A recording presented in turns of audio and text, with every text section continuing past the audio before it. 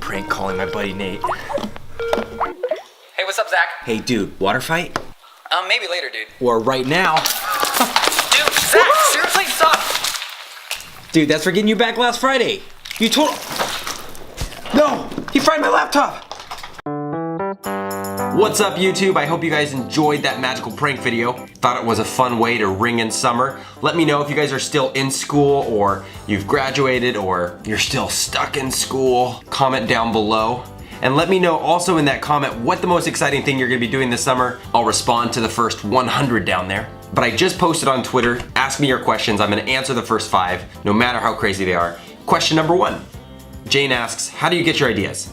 My ideas come kind of randomly. There's not a secret formula. There is a pattern though. I get my best ideas weirdly in the shower.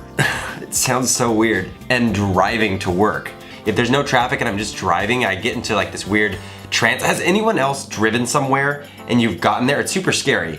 You've gotten there and all of a sudden you're like, I don't remember the last 2 minutes of driving.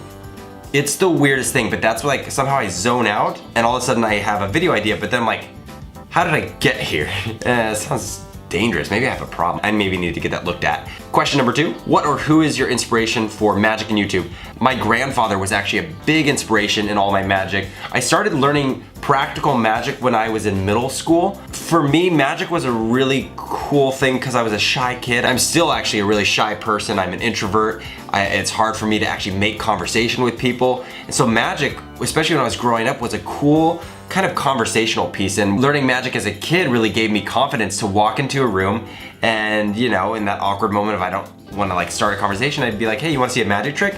Pull out a deck of cards and all of a sudden you're making a friend too, and a crowd slowly gathers and it kind of gives you this boost of confidence as a kid. So that's why I'm a big supporter for learning magic, and it's also very difficult. And so my grandfather, to answer your question, was the one that got me in. We'd travel all around the Northwest. He'd take me to convention centers where there was magic communities and performers, and then they were telling the secrets and training. So it's a fun community if you get down the rabbit trail in the magician world. Question number 3. I'd ask you a generic question like something about magic, but instead I'll ask, what's the funniest way you've been injured? I totally know the answer actually. I think I was about 11 years old. We moved out to the country. I had lived in the city. I grew up in Portland, Oregon. We moved out to the country. Within the first day of moving there, I was exploring the backyard, which was a giant forest. So it was about 10 acres of farmland, and then behind that was a forest. Growing up, I always wanted a zip line. My dad and I had planned to make a zip line and we never got around to it. So I was like, you know what, I'm gonna grab some rope. I found some sort of wheel that kind of acted as that top little thing to get you across the zip line. So I built a zip line across this gully. And in the backyard, the forest went like that.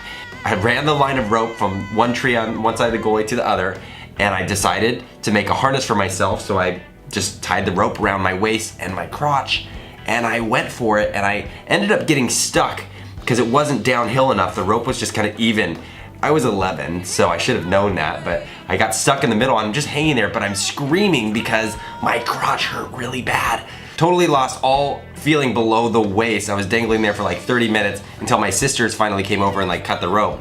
But I was convinced because of that experience I might never be able to have kids, which isn't true because my wife and I are having a baby. It feels like a lot of YouTubers are having babies right now. Question number 4, when and how did you start your magic video? I've been on YouTube for about 9 or 10 years up to this point. When Vine came out several years ago, it was interesting because it kind of forced me to, for the 7 seconds, to tell like a quick trick. And I kind of went back to my roots from middle school and junior high learning magic, pairing that with the film that I know now. What I always felt like magic was missing was the story element. You'd see a handkerchief, a white handkerchief turned to doves. It's really cool, don't get me wrong, but I never understood the story connection. Like, why would you in your life need to throw a white handkerchief and actually get doves? So for me, Vine kind of challenged me in this weird way to like add a story to the magic and the tricks. And that's been the fun of it ever since. Did you ever find the owner of the credit card ID and cell phone? Yes, so a couple videos ago in a vlog, I went to San Francisco, I dove down with my buddy Aaron underneath the Golden Gate Bridge, and we searched for some treasure, and we found actually some cell phones and some other items. You can watch that video. I'll post a link down in the description. But we found this gal's cell phone and it had a wallet and some personal credit cards. So I asked you guys for help if you knew this girl, and I got like 1,000 responses. So I'm still going through those. Most of them are all completely fake. Thank you very much. Okay, answering a few random questions and then we're gonna call it. Favorite breed of dog? My favorite breed of dog is a boxer. And actually, it's really sad. My childhood dog that I grew up most of my life with just passed away last weekend. So it was really sad. We were on FaceTime together with my family and we watched him pass. He had a heart attack. He was 10 or 11 years old, so he was ready, and boxers kind of die at around that age. It's been a sad week. There's something about a childhood dog that is, it's like losing a friend in like a really weird way. You grow up with them. Favorite Otter Pop flavor? Green. Every time I see a green one, I'm like, give that to me. Do you like sandwiches?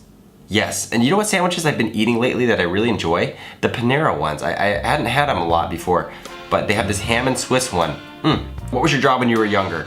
I used to work at county fairs and farmers markets popping kettle corn. I was actually the one to pour the kernels and actually learn the recipes of this Miss Hannah's kettle corn.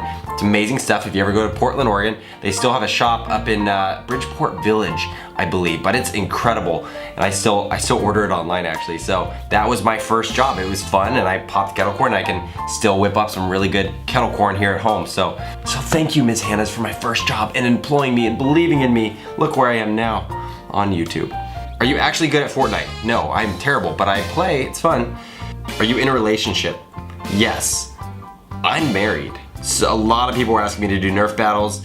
Yes, we're trying to do some fun Nerf battles, and if you have any ideas for who we should invite, like other YouTubers, and kind of challenge them to a battle, let me know down in the comments as well. I'd love to reach out to them and see if we can get them over to the studio for a fun battle. Anyways, I'm gonna run, go get some barbecue, but I hope you have a great weekend, and here's a fun video, and subscribe right here.